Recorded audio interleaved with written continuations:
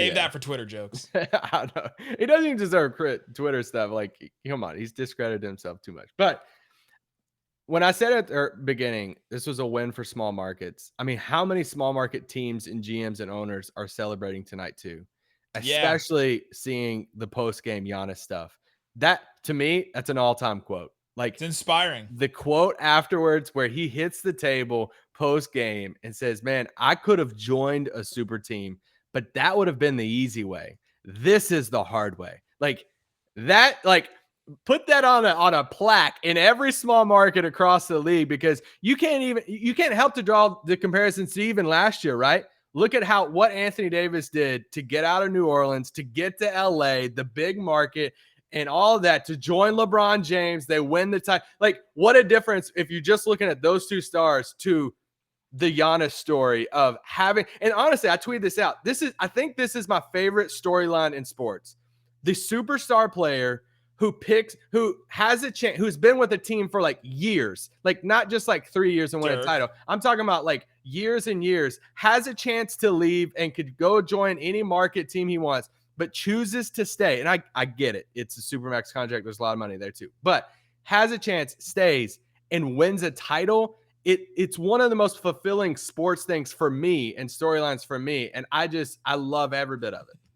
I wonder why that's a fulfilling storyline for you in your life personally. I wonder why. It's not like there's a guy literally like over your right shoulder just like looking at you right now. Don't look at my walls. I was gonna say, it's not like we don't just wear his apparel all the time and think about Dirk all the time and like love him more than anything. But Luka, are you watching? But it's true. It's true. And there was moments, especially in, I tweeted Giannis is having his Dirk moment.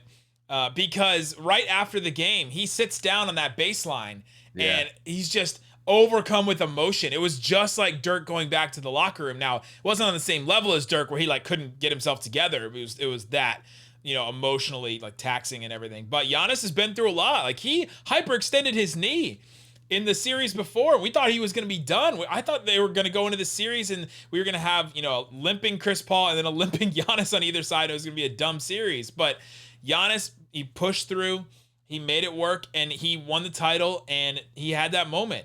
And it was just like Dirk, and it really felt like that. And so you wonder what it's going to do to the minds of Damian Lillard or somebody else. Or I literally hopefully thought it of speaks to Luka, right? Like hopefully Luka doesn't need any more examples of guys doing this. Well, I think a lot of people can take Giannis's quotes afterwards, be like, all right, this is a subtweet to LeBron or subtweet to KD, and all the super teams that's won titles in recent history. But I think it's awesome, man. If you're a young player and you're a young star like Luka, or even like we've heard stuff about Zion, even though I don't think Zion's on like the Luka level, but like Damian's like, Damian Lillard's situation right now, like, does Lillard come out in the next 2 days and say, I want to trade to a super team after like what Giannis just said? I mean, he very well could, and like I would get it, but it's like there's just something special about it. And I love Giannis's story. I have Fader's book, pre-ordered. I'm excited for that. Man, shout out to her. Her book sales are going through the roof today. Yes, she needs to add a new chapter now. I mean, this is a whole new chapter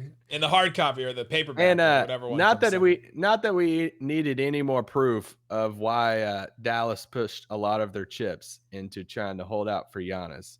But here you go. I mean, you can't help to look at this and say, Dallas held out on different free agent signings and holding back money for the chance to go get Giannis if he didn't sign the extension, because they saw what Giannis had and said, if we paired him with Luka, like I don't even know like what would happen to the league. And he stayed, and it was a bummer at the moment. We were bummed. Dang. Yeah. He signed the extension, but man, if he was going to do anything besides Dallas, stay in freaking Milwaukee.